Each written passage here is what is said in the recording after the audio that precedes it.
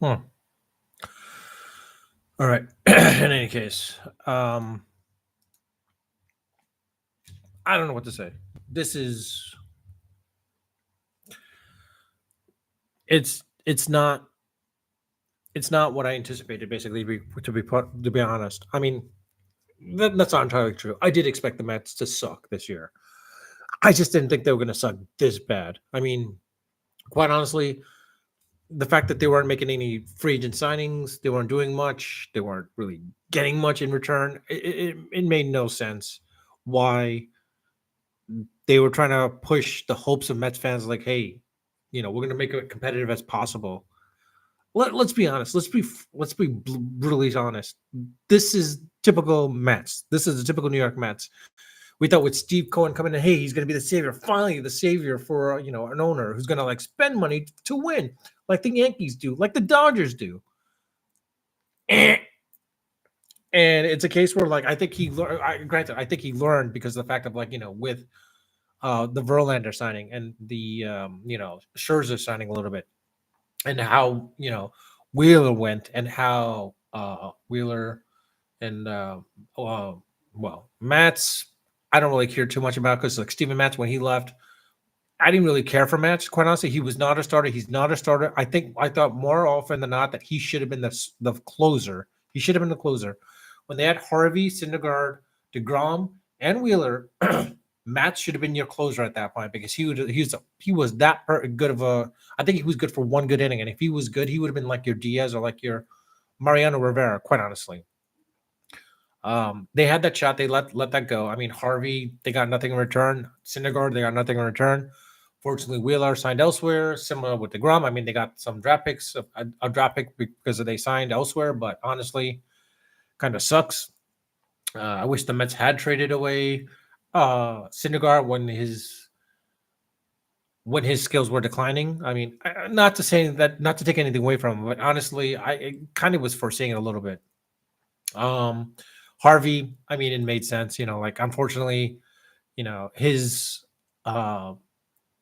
his arrogance was what caused, his ego is what caused it, basically, for him for that decline. Um, and let's be honest, Pete Alonso, I would love the Mets to resign him, but I don't think he's worth that kind of money that he's expecting. And two, I think, if they do, I don't know, because the thing is, like, this is a guy that doesn't want to play for the team; he plays for himself. You see, he's trying to pad up his stats as much as he possibly can. He's not willing to sacrifice. Nimmo, I think, is the only out of all the players there.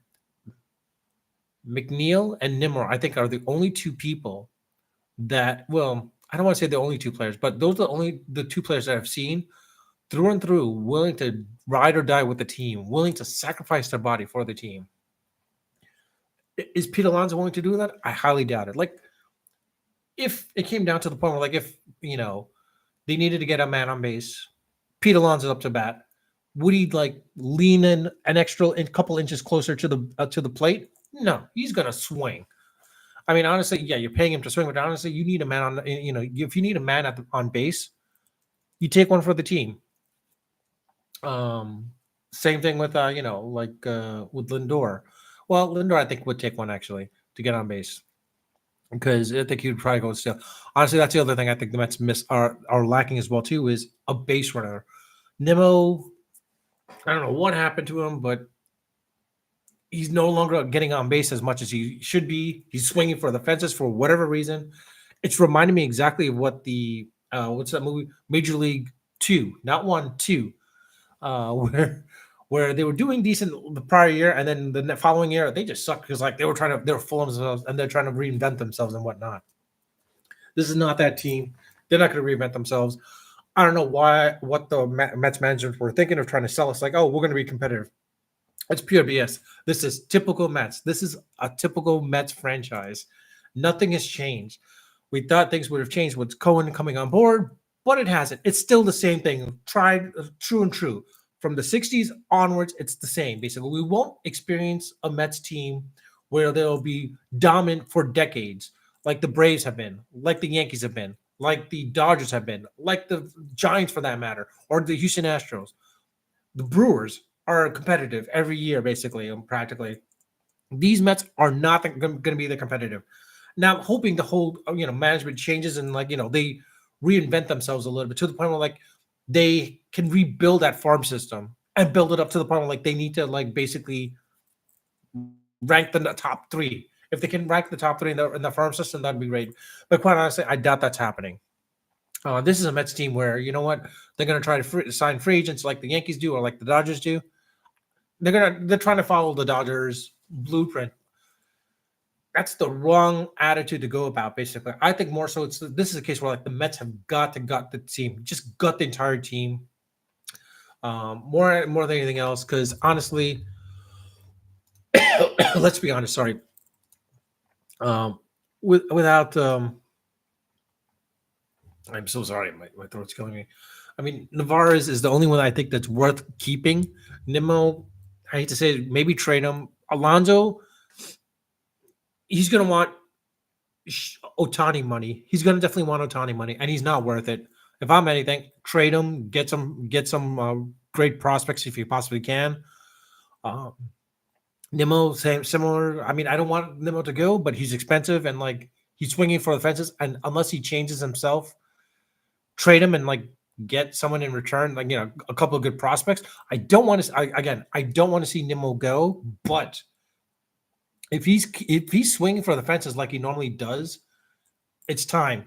And now the thing is this is I was afraid with the Mets when they had JD Martinez when he was red hot. I thought they should have traded for him and gotten some serious prospects. They did not. They decided to keep him, and what happened? He sucked. And then when he went off to another team, Mets got nothing in return. What happens? He was doing decent enough. He went back to what it was prior. It's the same thing I think is going to happen with Nimmo, unfortunately. I don't want to say that it is, but this is a guy I love the way Nimmo plays, fielding wise. And when he goes up to bat and he gets a walk, he runs, but for some reason he's swinging for the fences. I think someone's got to get to him. It's stop swinging for the fences, just get on base. That's the main thing. Just get on base.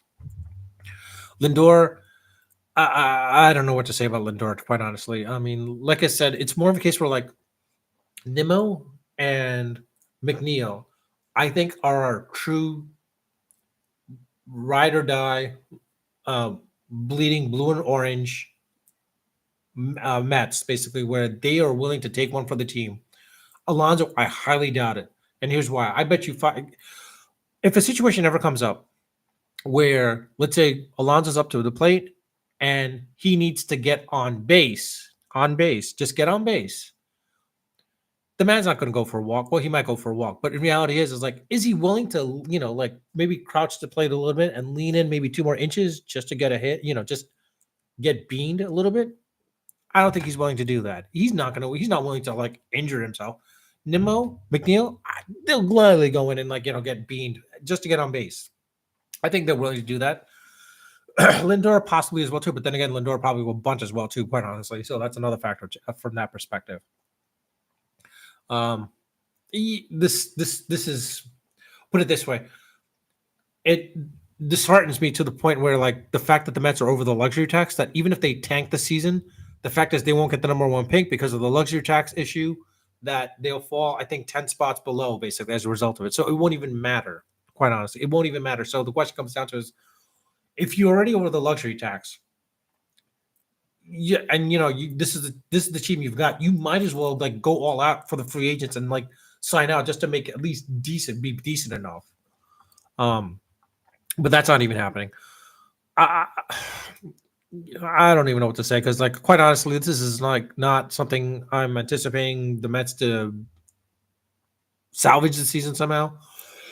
If they can, that's great. I mean, honestly, they're probably going to bring up Christian Scott anyways because why not? He's 24 years old.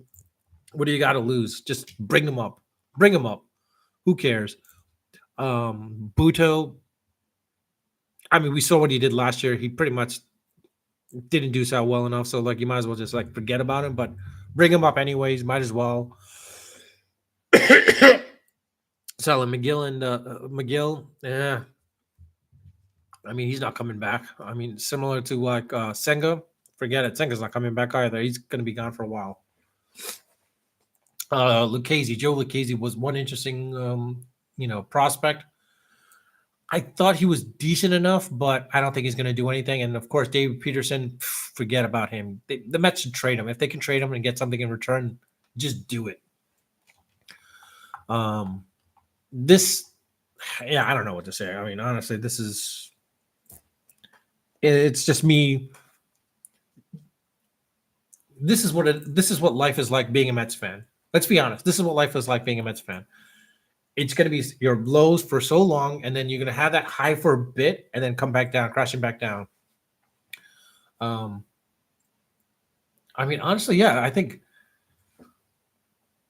Holy cow! Outside of Johan Santana, I think there's no other Mets pitcher that has a no hitter. Okay.